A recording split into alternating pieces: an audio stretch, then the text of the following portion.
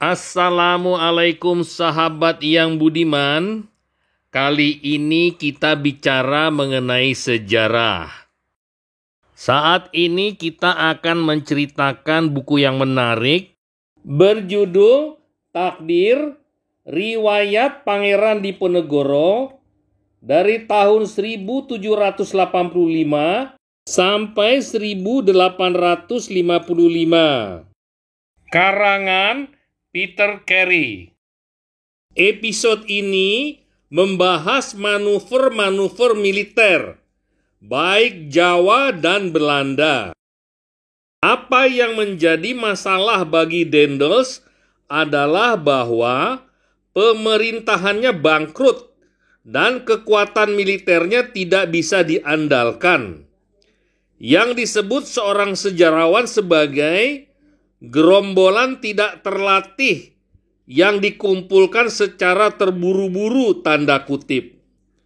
Antara berkelakar dan tidak, Nicolaus Engelhart pada bulan Mei tahun 1808 sempat mengusulkan pemerintah harus menyewa sejumlah alim ulama atau petapa tanda kutip untuk membuat ramalan-ramalan profetis yang pro Belanda untuk memperbaiki keadaan yang menyedihkan itu.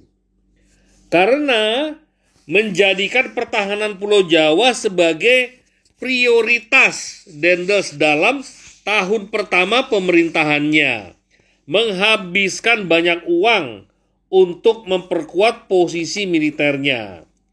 Daendels memberitahu Sultan bahwa ia akan meninggalkan Semarang untuk melakukan perjalanan turne ke Jawa Tengah dan Timur.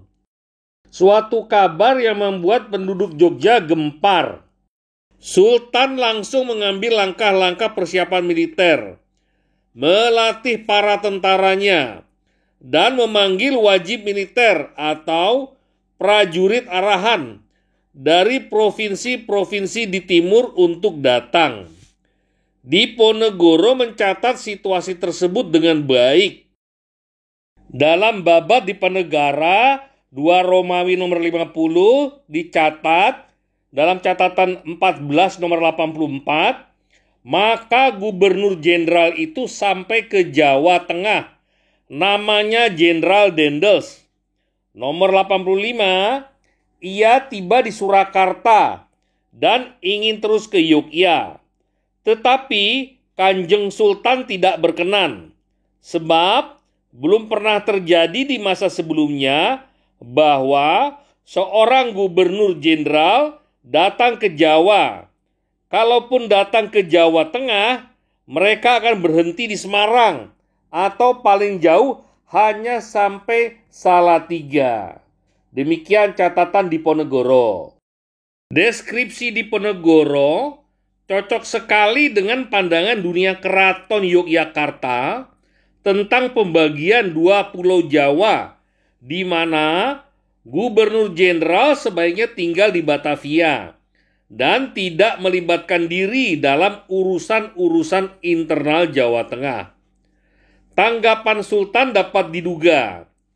Ia langsung memerintahkan setengah dari 10.000 bala tentaranya yang kuat untuk ambil bagian dalam defile pasukan besar-besaran di pesanggerahan tempat peristirahatannya di Rojowinangun, sebelah timur Yogyakarta pada tanggal 1 Juni tahun 1808. Ayahanda Diponegoro, sang putra mahkota, diserahi tugas memimpin apel umum di hadapan Residen Peter Engelhart dan para pejabat tinggi Belanda lainnya. Diponegoro muda kala itu masih memakai nama Raden Ontowiryo, juga ikut dalam parade ini sebagai komandan regu pasukan berkuda berjumlah 15 orang dalam batalion putra mahkota dengan 763 prajurit itu. Parade besar-besaran di Rojowinangun merupakan sebuah pameran kekuatan militer Yogyakarta yang terakhir sebelum kesultanan itu habis-habisan dilucuti oleh Inggris pada Juni tahun 1802. Peringatan bakal datangnya kehancuran Yogyakarta yang diterima Diponegoro di Parangkusumo seakan-akan diawali dengan sebuah parade besar-besaran yang semarak yang melibatkan setengah dari seluruh kekuatan resmi bala tentara Yogyakarta. Suatu peristiwa yang semestinya diabadikan dalam foto-foto berwarna coklat tua atau sepia dari masa awal teknologi fotografi. Pertengahan abad ke-19, karya seorang juru foto istana seperti Kasian Cepas tahun 1844 sampai 1912 atau foto-foto karya Walter B. Woodbury tahun 1834 sampai 1885 dan James Page yang termasyhur itu. Namun sebagai gantinya, Peter Engelhardt mewariskan bagi kita suatu potret tulisan pena yang hidup tentang peristiwa yang pantas dikenang itu. Ia mulai dengan laporan tentang jam-jam persiapan yang sibuk pagi-pagi buta di kediaman putra mahkota di sudut timur laut keraton. Di sana, residen dikawal oleh 9 ningrat muda yang belum kawin, yang sering disebut panji, para pendamping kepercayaan raja, yang berjalan mengiringinya menuju tempat pertemuan resmi atau paseban di alun-alun utara. Setelah melihat bala tentara sultan berbaris keluar dari keraton, mereka kemudian ikut dalam barisan sepanjang 5 km itu menuju ke pesanggerahan, di mana pada waktu makan siang Engelhardt dapat mengamati putra mahkota dari jarak dekat. Wataknya baik dan penampilannya bersahabat sekaligus berwibawa yang membuat dia dicintai oleh semua orang, besar maupun kecil.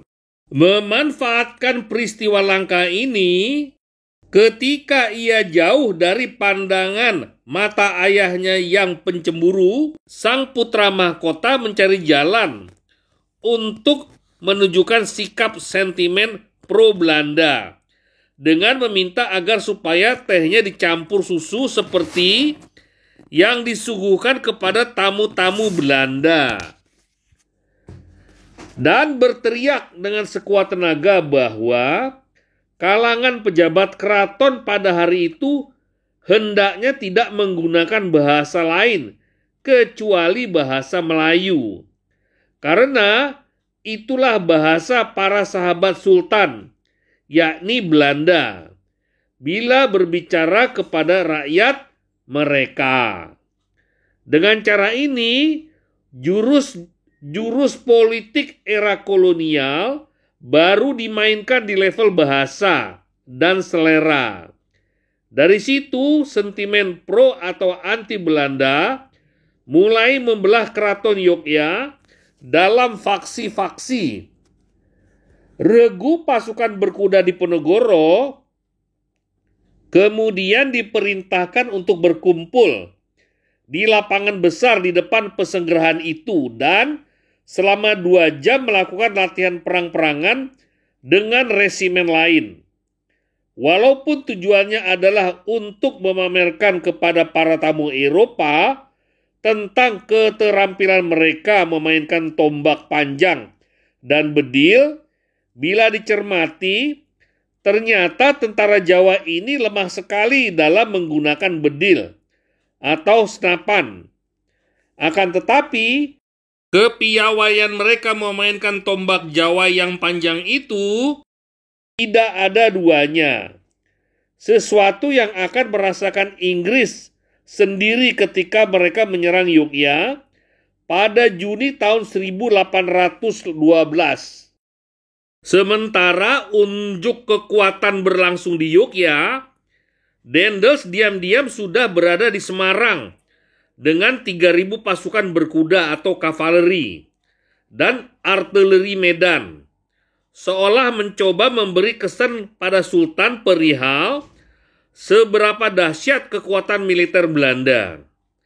Ia mengundang penguasa Yogyakarta itu untuk mengirim beberapa utusan ke Semarang untuk menyaksikan berbagai langkah yang ia ambil untuk mempertahankan Jawa dan sikapnya terhadap orang Jawa. Namun, kunjungan delegasi Yogyakarta ke Semarang antara 12 sampai 20 Juni itu tidak berakhir sukses. Setelah bertemu Daendels, ketua delegasi Yogyakarta, Raden Ronggo, hampir tidak dapat menyembunyikan rasa bosannya ketika diundang menyaksikan manuver-manuver bala tentara Daendels. Konon, Daendels yang naik pitam membalas setimpal dengan menolak untuk mengucapkan selamat jalan. Bahkan, mengirim pesan ucapan salam kepada Sultan pun tidak. Hal ini sangat kontras dengan sambutan yang diberikan kepada dua delegasi keraton Surakarta, Kasunanan dan Mangkunegaran pada awal Juni. Kunjungan delegasi Surakarta menurut Residen Van Bram ditandai dengan rasa persahabatan dan hormat yang besar. Putra belia penguasa Surakarta yang masih berusia 11 tahun, Raden Malikan Saleh, yang kelak menjadi Sunan Pakubuwono ke-7 tahun 1830 sampai 1858, dianugerahi tanda pangkat sebagai Letnan Kavaleri. Sementara Kepala Istana Surakarta yang lebih junior, Mangkunegaran, Pangeran Prangwedono tahun 1768 sampai dengan tahun 1835, setelah tahun 1821 menjadi Mangkunegoro kedua, bertahta tahun 1796 sampai 1835, dipromosikan menjadi kolonel penuh dalam tentara kerajaan Belanda, dan pasukannya yang berkekuatan 1.150 prajurit diresmikan menjadi legiun yang meniru Legiun Batavia Daendels sendiri yang berumur pendek. Dengan cara ini, posisi Pangeran Prangwedono yang baru berusia 40 tahun itu sebagai Pangeran Kompeni mendapat pengakuan resmi. Bertolak belakang dengan satu-satunya kasus pemberontakan Raden Ronggo di Mancanagara Timur pada November sampai Desember tahun 1810. Prangwedono justru mengabdi dengan setia kepada pemerintah Eropa hingga wafatnya pada Januari tahun 1835.